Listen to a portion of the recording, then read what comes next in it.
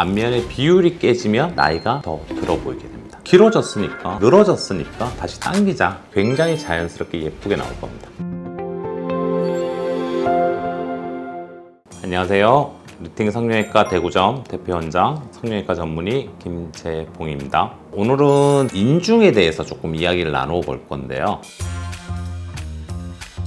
젊어지기 위해서 리프팅이라는 수술을 하는 거고요. 시술을 또 받는 거란 말이에요. 근데 결정적인 요인들을 이야기를 해보면 결국 앞면의 비율이 되게 중요해요. 그 비율이라는 거는 상안면, 중안면, 하안면. 여기서 늘어질 수 있는 공간들을 찾으면 눈썹과 눈 사이 피부가 늘어날 수 있고요. 당연히 이쪽 부분에 있는 이런 피부들은 다 늘어날 수 있죠. 또 하나, 코, 입술 사이에 있는 이 인중이 길어집니다. 나이가 들수록 무조건 길어질 수밖에 없어요. 그게 일정 수준을 벗어나게 되면 비율이 깨지기 시작해요. 비율이 깨지면 나이가 더 들어 보이게 됩니다. 그래서 여러 가지 수술 중에 거상을 원하는 정도의 이제 나이가 좀 있으신 분들이라면 인중 길이가 좀 길어져 있기 때문에 그 부분도 조금 줄여보는 게 어떠냐라고 이제 상담을 하고 있습니다. 자세히 보면 입술이 뼈가 없잖아요. 우리 코는 뼈가 있잖아요. 얘는 안 떨어진단 말이에요. 근데 입술은 뼈가 없으니까 그냥 쭉쭉쭉 안쪽으로 들어옵니다. 그렇게 되면 당연히 위에는 그 자리에 있고 밑에 얘가 점점 내려오니까 얘가 상대적으로 길어 보일 수밖에 없다는 거예요. 그래서 보통 두 개가 동시에 움직입니다. 입술은 말리게 되고 안으로, 인중은 길어지게 되고, 이 두 개가 동시에 있기 때문에 인중을 이야기할 때는 입술 이야기를 빼놓을 수가 없어요. 그래서 인중만 줄이겠다? 아니야. 입술도 결국은 리프팅을 해야 됩니다. 이 두 개가 같은 개념이라고 봐주시면 될 것 같아요. 축소가 뭐예요? 줄이는 거죠. 인중 줄이는 걸 우리가 인중 축소라고 하는데, 인중이 길어지신 분들은 줄이면 너무 좋고요. 이거는 보통 우리가 이제 50대 이상쯤 되신 분들, 길어졌으니까, 늘어졌으니까 다시 당기자라는 리프팅의 개념으로 이제 우리가 움직이는 거고, 태어날 때부터 조금 긴 분들이 있어요. 그런 분들은 어쩔 수 없이 우리가 뼈를 깎듯이, 눈을 크게 하듯이 인중도 비율을 위해서 조금 줄여주는 경우, 그래서 줄여주는 수술을 이야기 드리는 겁니다.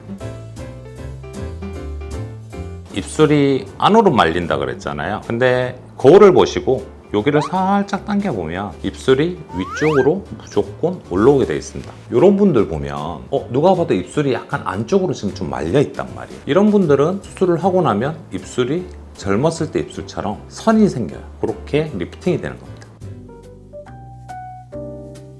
둘은 다른 이야기. 우리가 필러를 쓰는 거는 볼륨을 만들어주는 거잖아요. 보톡스를 쓰는 거는 못 움직이게 하는 거잖아요. 그래서 인중의 보톡스는 굉장히 조심해서 써야 돼요. 인중에 보톡스를 잘못 쓰면 우리가 양치하다가 물이 질질 새고요.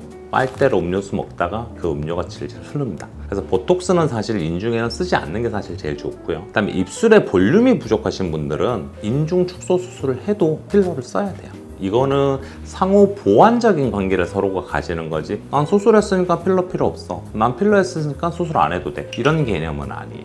그래서 수술을 하는데 혹은 필러를 하는데 어떤 게 나한테 가장 중요한지, 뭐가 먼저 돼야 되는지를 판단을 빨리 해야 되거든요. 근데 그 판단은 사실은 본인이 하는 것보다는 병원에 오셔서 상담을 받아보시는 게 제일 좋습니다.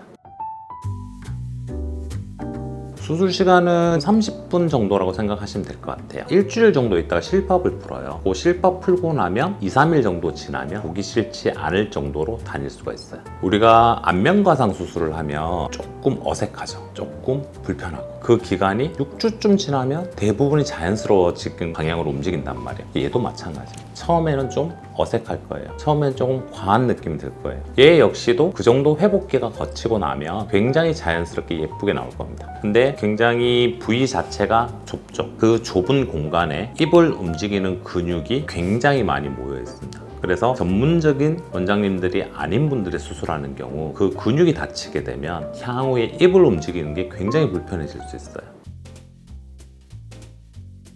인중 축소를 할 때 두 가지가 포인트가 될 건데요. 중간만 올리면 되는 분들 같은 경우에는 콧구멍 안쪽으로 흉터를 다 감출 수 있어요. 그래서 사실 흉터가 크게 신경 안 쓰일 겁니다. 다만 나이가 조금 더 들어서 가츠까지 조금 당겨 올리셔야 되는 분들 같은 경우에는 절개 범위가 조금 더 길어져요. 이런 경우에는 한 10일 정도 지나야 좀 감춰질 거예요. 아무래도 입 주변이다 보니까 입을 너무 많이 쓰는 건 사실 좋지는 않아요. 왜냐하면 우리가 늘어진 거를 당겨서 꼬매놨는데 얘가 결국 자극을 받으면 자꾸 벌어지려고 한단 말이에요. 그래서 그런 자극들을 조금 줄여줄 수 있게 실밥 풀 때까지만 입을 너무 많이 쓰는 그런 거를 좀 피해 주시면 좋을 것 같습니다. 오늘은 인중에 대해서 더 알아봤었고요. 조금 더 궁금하시거나 더 상세한 설명 아니면 나의 인중은 어떤지 궁금하신 분들은 병원에 내원하시면 제가 조금 더 전문적인 상담으로 안내해 드리겠습니다. 감사합니다.